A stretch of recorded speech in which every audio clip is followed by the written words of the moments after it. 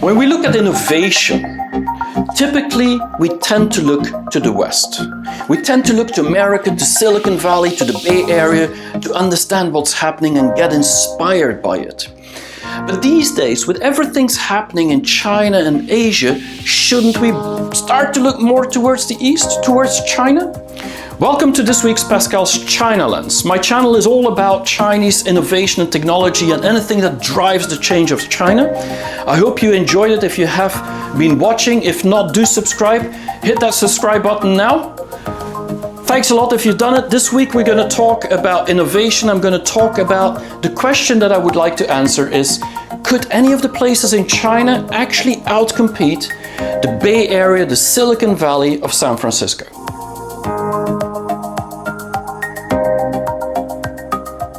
Could the next Silicon Valley actually come from China? Now, what is really the magic formula that Silicon Valley has? Well, I think it's about 6 different things. First thing is about the market. Not only do they have a very big home market, North America and Canada, but on top of it, they're thinking globally. They're instantly thinking about the global market. Now, secondly, it's about money. And we've seen that all the venture capitalists, they flocked to Silicon Valley to give their money to all these entrepreneurs, and they had great returns, so it created more money, and a lot of these entrepreneurs who became rich became VCs, and so that money is flowing, and so especially to scale, Silicon Valley is the place to go and look for money. Now the third thing has to do with culture. And if you've lived in the valley, then you know that these tech guys, they just love coding and they all want to work together, and there's this entrepreneurial culture and this pay it forward culture to help each other that really makes the difference. And then of course there's infrastructure. One of the best places when it comes to the digital and data infrastructure, but also silicon came from there, HP started there. I mean, there's a lot of infrastructure and knowledge in that area to help other entrepreneurs. The fifth thing, in my view, has to do with regulation. And the regulation is flexible enough to actually experiment, but at the same time, they're protecting the IP, they enable tech transfers and stuff like that, open innovation. So great regulation to enable that spirit of innovation. Finally, for me, it's all about talent. And universities like Berkeley or Stanford, I mean, they're top universities in the world, and it gets a lot of people to go to that area to learn and to research and basically to find out the next innovation of tomorrow. But it's not just those 2 universities, it's also the fact that the whole world, all the smart people in the world have been going to Silicon Valley because they believe the smart people are there. So it's clear that Silicon Valley has a magic formula. And most of the cities in the world, anywhere, have been trying to emulate it, to copy it. And specifically, they started thinking top-down. If we create more of these innovation hubs and R&D hubs, and we give money and we attract scientists and we do that close to universities and so on, it will basically create another Silicon Valley. And so every city, big city in the world almost, claims to be the next Silicon Valley. But is it really true? If you go and look more in depth in each of these cities, what you do see is that it doesn't have the same width and breadth of Silicon Valley. What is the difference? Well, I think the top-down is one part, but you also need the bottom-up, which is the entrepreneurs.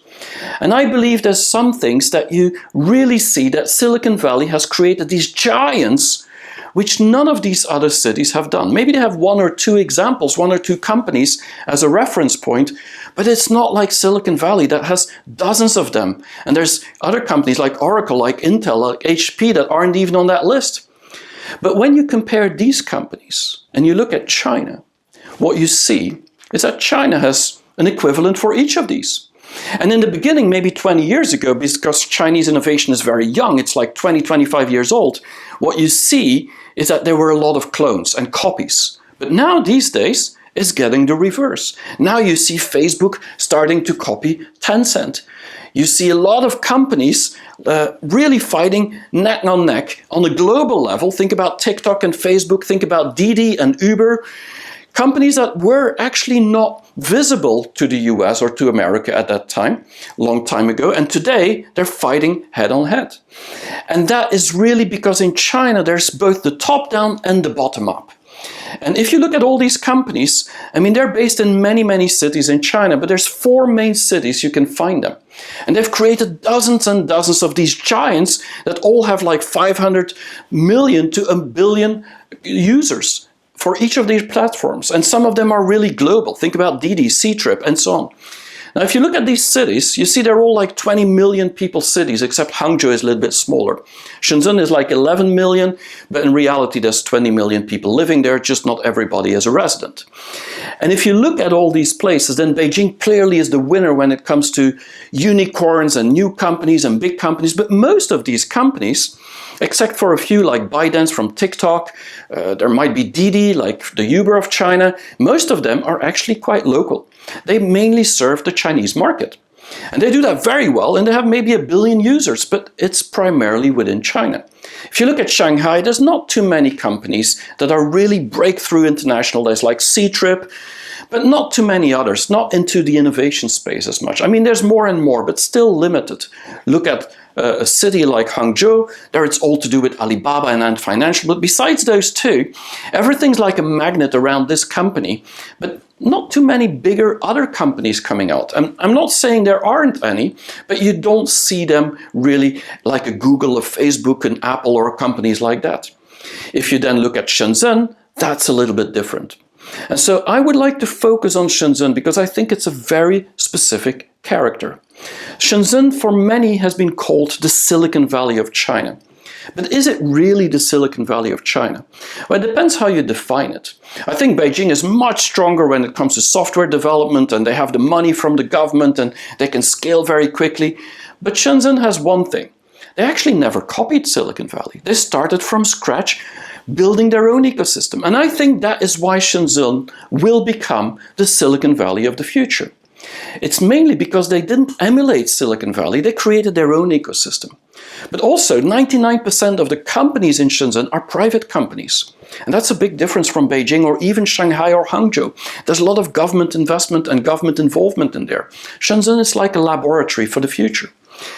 Now, if you look at these companies in Shenzhen, what you see today is that they already have these giants there, which are all global companies. And I think that's the mindset that is different. I mean, companies like Tencent, the #1 in the world when it comes to gaming. But even social media, cloud, computing, payment, mobile payment, I mean, they're so advanced compared to anywhere else. That's why Facebook is copying a lot of their concepts today. Look at Huawei, the #1 in communication globally. Look at Ping An, the #1 in financial and insurance services, the biggest insurance company in the world. Look at a company like BYD. I mean, they're taking Tesla head on because they are so good in electric vehicles and batteries. Even Biden was talking about this challenge of China when it comes to batteries and electrical vehicles. This is BYD, and buses, the biggest in the world. DJI, the biggest drone manufacturer in the world, 70% of the global market. And then BGI, the biggest sequencing company in the world. I know this is only a handful, but what's different is that they really have a global mindset from day one. And they have influenced all these entrepreneurs in Shenzhen. Now, I don't want to just talk about Shenzhen. If you look at San Francisco in the West to compare the Silicon Valley of Shenzhen maybe with the Silicon Valley of San Francisco, nobody talks about the Silicon Valley of San Francisco, they talk about the Bay Area. Now, I used to live in Silicon Valley or in San Francisco in 2002, just for 2 years. And the first year I was living there, I worked for a company in Alameda on the other side of the Bay Bridge, Wind River Systems. They were acquired by Intel later. And I really moved from China to America because that was my big dream. And it was fantastic to be in San Francisco. I love the city. But I thought I was going to learn so much because in China at that time, 20 years ago, I wasn't learning that much anymore. They wanted to learn from me. But then later on, it felt like it's not really as energetic as China, and not many people could understand me. I started my startup a little bit later in Foster City, and so I really understand or feel what it is to be part of the tech ecosystem of Silicon Valley. And I love it. But if we want to compare Silicon Valley in the US, the Bay Area, then we should look at that. We should look at the Bay Area and not at the city. And that means we also have to look at the Greater Bay Area in China. And that's not just about Shenzhen. This is about 9 cities plus 2. The 2 is actually Hong Kong and Macau, and 9 Chinese mainland cities that form the 11 cities that form the Greater Bay Area. And this is really like the Bay Area in San Francisco. And it's quite comparable, except that it's a little bit bigger. And what's interesting is that now in 2019, just 2 years ago, the government announced another major investment into this area to make it the #1 IT hub and science hub in the world. And they did that 40 years ago by opening Shenzhen first. Now they're going to open this area. It's quite interesting because this is 72 million people, about 10 times as big as the Bay Area. It's $1.5 trillion in GDP every year, which is about 2 to 3 times the Bay Area. They have about 12% of the GDP of China is completely coming through this area, 14% of the province, 62% of the Bay Area, the Greater Bay Area, is actually part of the province, but 12% of the whole GDP of China comes from that area, that small area, 72 million people. And by 2035, the government and everybody expects that this area will be bigger than San Francisco's Bay Area together with Tokyo. So by 2030, they're going to be really competitive, these 2 areas. And that's why I think we should watch them. Now, what's interesting is, if you look at this area, is that it's very, very diverse. And we don't always know about it. But Shenzhen is, of course, the center of R&D, and everything related to hardware, innovation, that's really Shenzhen. And that's what we always talk about. But there's so much more. It's the manufacturing place of the world. All the factories when it comes to electronics and smart manufacturing, but also even shoes and t-shirts and whatever, it's all built there in Dongguan and in Foshan. But then they're also very close to Hong Kong.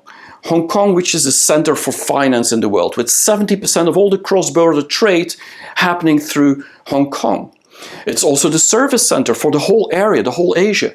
So together with Singapore, really important. And then you have things like Guangzhou, you have Huizhou, which is residential, which is actually the capital of the province. And then, of course, you have entertainment in Macau, you have tourism in certain areas. But what's interesting is that this whole area is like very expensive, rich places like Hong Kong, and then poorer places, but also where the cost of living is lower, than people where you can have places where you can have low skilled labor and places where everything is automated. So you have a mix of everything. And when it comes to logistics, I mean, there's no place in the world that can beat it. 3 out of the 10 biggest container ports in the world are in this area. But it's also 5 major international airports. Now, I don't want to promote this whole area. I'm not working for the Shenzhen government, but I do believe they have something really unique. And so they have a uniqueness of all this combination of these things. And that's what makes it so powerful. Now, the other thing that I think is really cool is if you look at the trends. I love watching trends. And if you look at the trends, then you see that the GDP of the south of China is growing much faster than the GDP of the north, percentage-wise. And the south includes, of course, this whole Bay Area. It also includes like Hangzhou and Shanghai. So it goes pretty high, up to the Yangtze River. But reality is that the further you go from Beijing, the more it seems that this economy is contributing to the GDP of China. And that, of course, has something to do with the control that Beijing has and the experimentation and the internationalization that they have outside. But you also see that the GDP per capita is really much higher in the south than in the north. So thinking about the future Silicon Valley is quite interesting to look at this chart as well. Now, I believe if you look at the Greater Bay Area of China, which I really love, and I've been there hundreds of times, I love this area because it's so dynamic. What you can see is that these 6 things that makes Silicon Valley quite unique, actually, they have that there too. A market, of course, I mean, Chinese market, the biggest market in the world. It's growing like crazy. The purchasing power parity is already bigger than America. So they have this home market, and they have the Asian market close to it, just like America is first launching in Europe very often. That's 50% of the global's GDP is coming from Asia. Secondly, money. I mean, there's no lack of money in China, definitely not in that area. There's the stock exchange of Hong Kong, of Shenzhen. Now they're going to add Guangzhou and Macau. There's going to be 5 stock exchanges. But the thing is that this area is attracting a lot of money. And most of the big companies like Alibaba and others have second listings in Hong Kong. So a lot of VCs, a lot of stock market, a lot of money available. And so it is going more and more towards the local places. So I would say on the market side, they're doing better than the US at this stage, at least in 10 years from now. On the money side, I would say it's about the same. I wouldn't say one is better than the other. But when we look at culture, I have seen many of my friends, entrepreneurs in Shenzhen and in Guangzhou and lots of places in Hong Kong. I mean, the spirit, specifically in Shenzhen, is so bottom up. It's really entrepreneurial. They really work really crazy, have crazy talent, they work together. I mean, this is really the spirit almost that I've experienced in Silicon Valley in 2002. I don't see much of a difference. For me, I don't think one is better than the other. When we look at infrastructure, I believe actually Shenzhen is doing pretty well. Not just because the area is really great, but it's also going into a very sustainable infrastructure right now where there's a lot of green, there's a lot of practical things. But if you take logistics into account and the whole manufacturing and factories around it, with the world's factory being there, I think infrastructure-wise they can do a lot more. So I would say I think Shenzhen and the Bay Area is actually at an advantage towards Silicon Valley.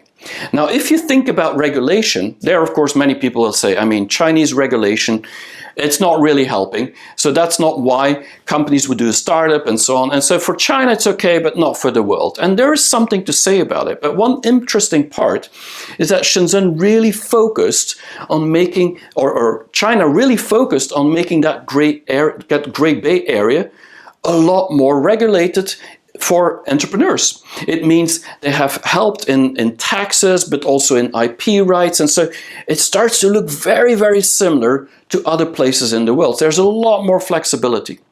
And if there's one thing that I've learned from Shenzhen is that their regulation is really to enable development and innovation. Think about electrical vehicles. I mean, they're driving around already there everywhere in the city, but also self-driving cars are happening there.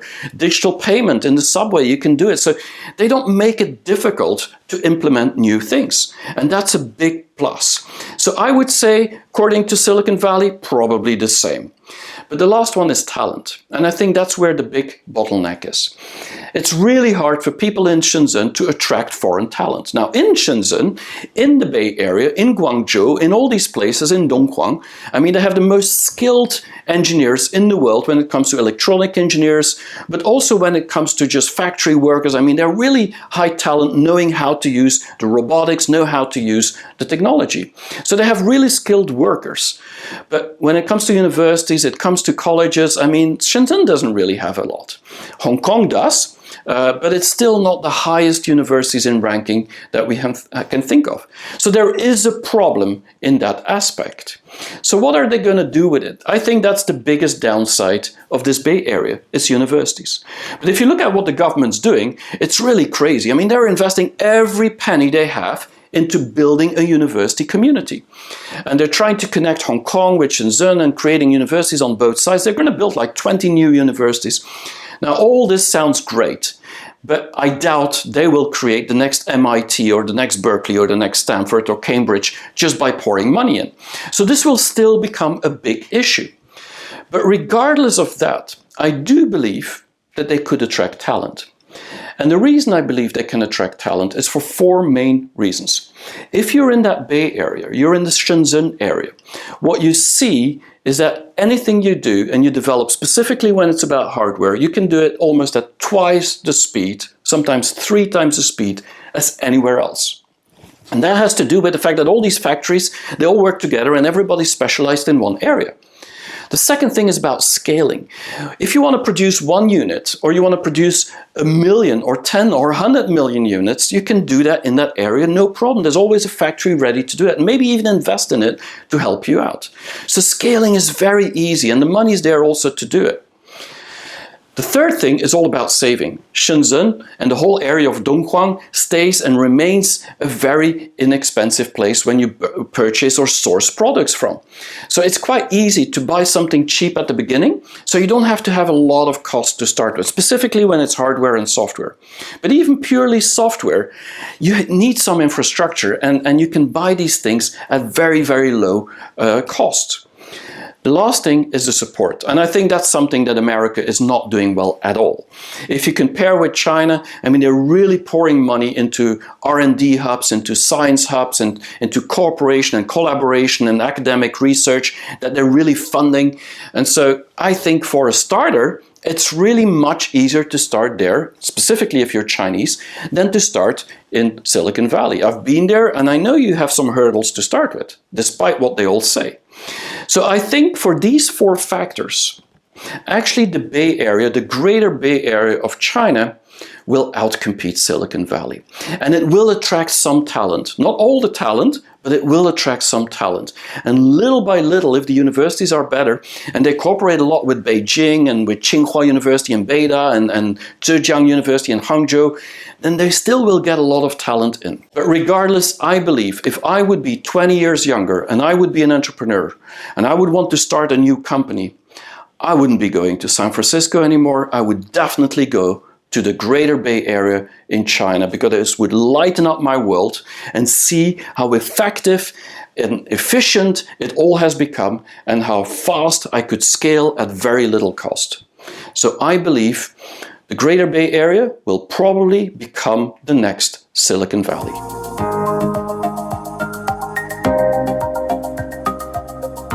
So despite the fact that the video took 20 minutes, I even believe that there's a lot of aspects that I didn't talk about yet. So let's do that in the comments and tell me your opinion. Do you believe that Silicon Valley will always be ahead of China, or do you believe that the greater Bay Area is actually catching up and maybe even will outcompete very soon?